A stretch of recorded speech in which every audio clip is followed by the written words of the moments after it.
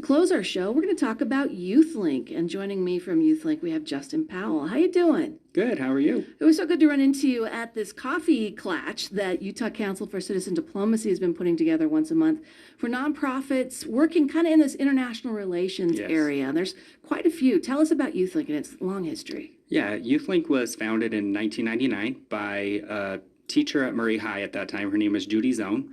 And she had the idea and the vision to help youth to get community involved, both locally and internationally. So our mission is to create lifetime humanitarians.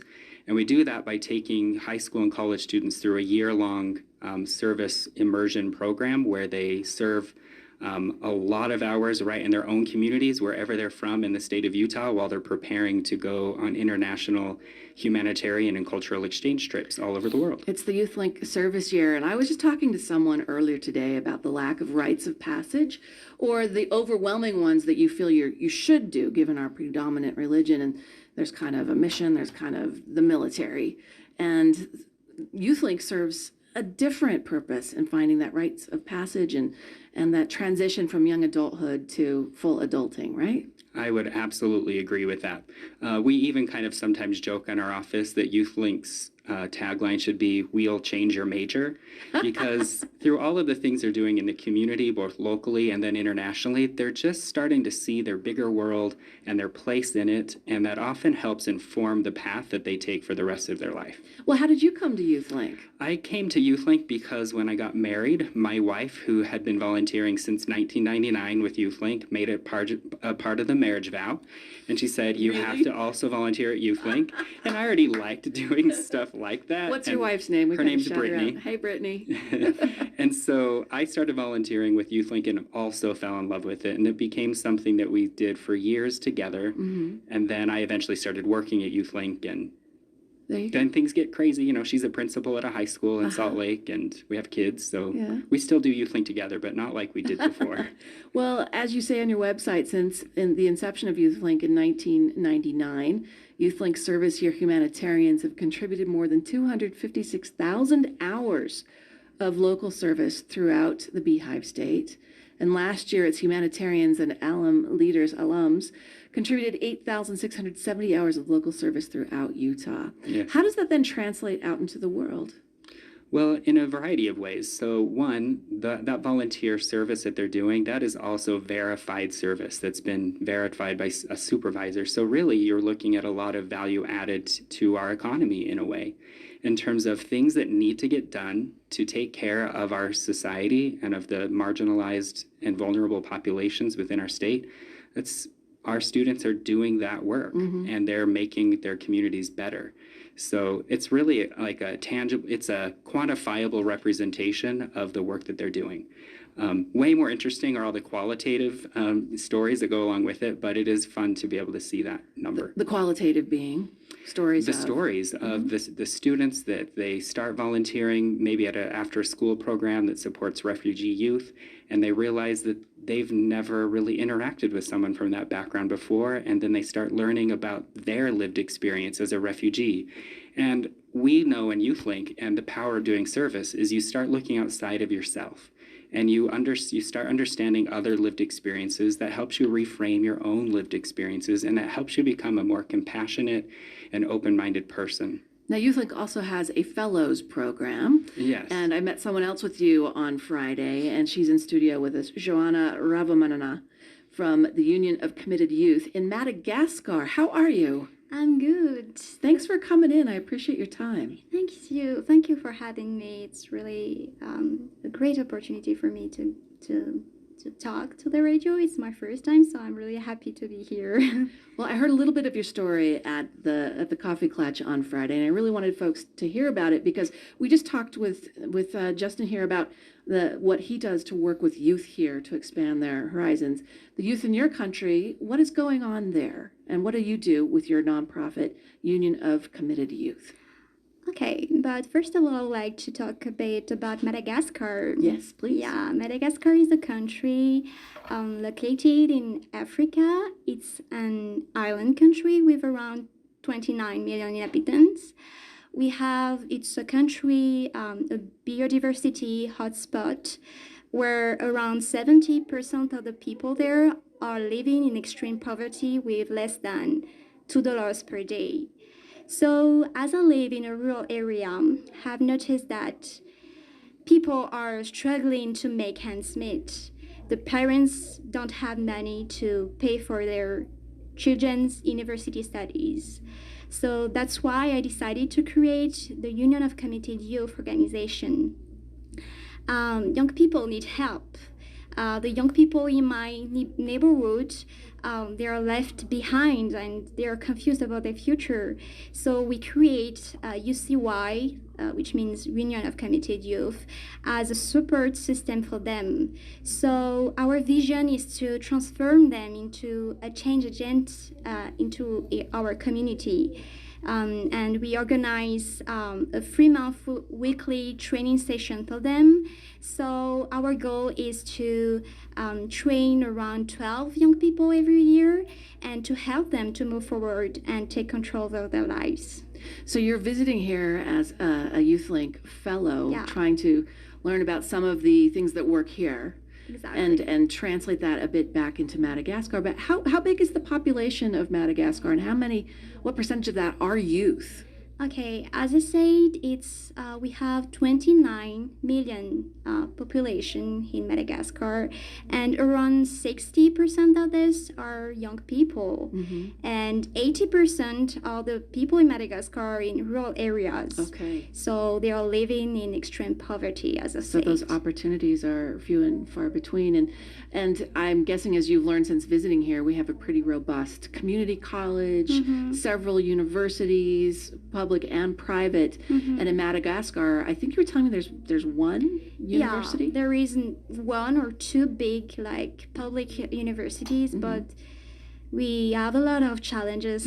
Like it's not for everybody. You still need to pay to be enrolled at university. So it's challenging for young people.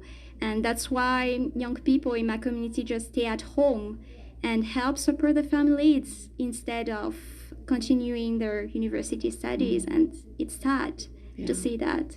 So what kind of programs do you offer in the Union of Committed Youth? What do you help them do? Okay, so we have 3 main activities. The first one is training about personal development training. The second one is academic orientation. And the third one is like a mentoring program. Yeah. So what is it you want our listeners here to know about the youth of Madagascar and how they may be able to help by supporting exchanges like YouthLink? Yeah. Malagasy people, and especially young people in Madagascar, really need support.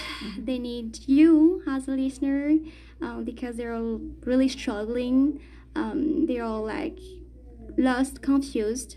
And I'm glad to be here because I can talk about Madagascar, but also about these young people who like need someone to talk about them. So Believe in them. Yeah, believe in them.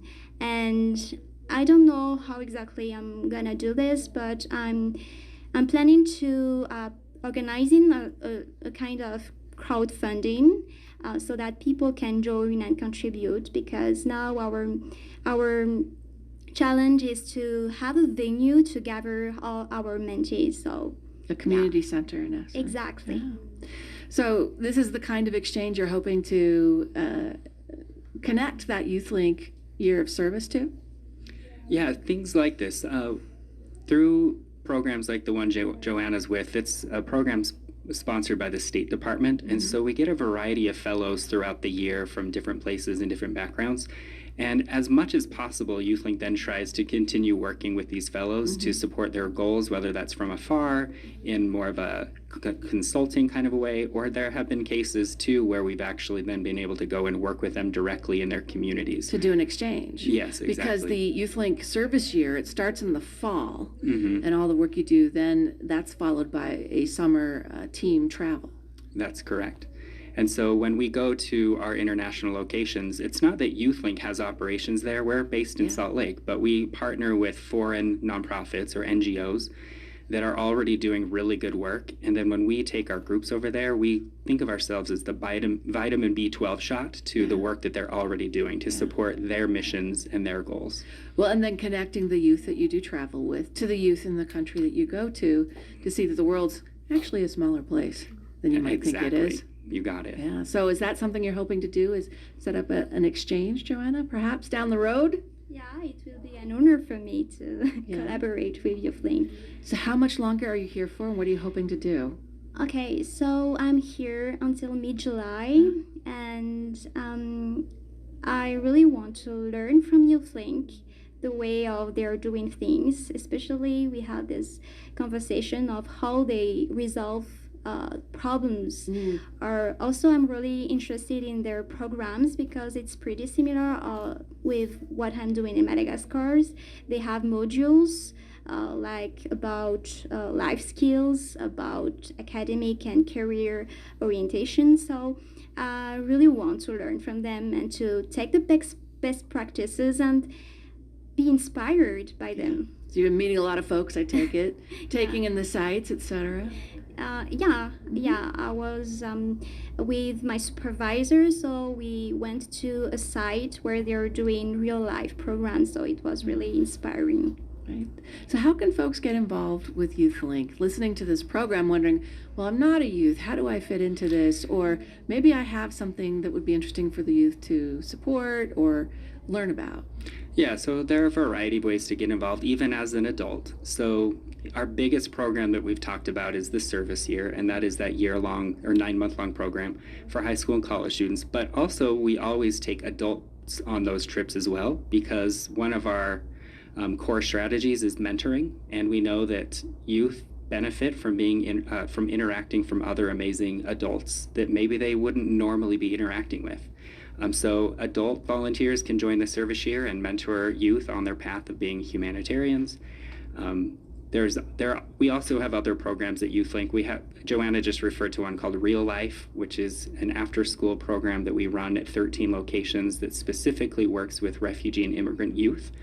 And there are ways that people can volunteer with that local program throughout the school year. It's now done for the summer, but that's another great way that we can put to work volunteers in a variety of ways. Well, I also want to say congratulations, because you, Justin Powell, Executive Director of Youthlinc, named by Utah Diplomacy to be the Citizen Diplomat of the Year. Yes, Felicia at UCCD nominated me for that award, and I got to fly to Washington, D.C. and give a speech and feel really special. It was really cool to be recognized for this amazing work that I have been able to do for my career. Well, what's the website where people can learn more? Yeah, they can go to youthlinc.org, and Youthlinc is with a C at the end, not a K, .org, or look for us on Instagram or Facebook. Those are the best places to find us. Well, thanks for coming in and bringing Johanna with you. Thank you for being here, Johanna. Thank you. Thank you so much. Absolutely. And that is our show, folks.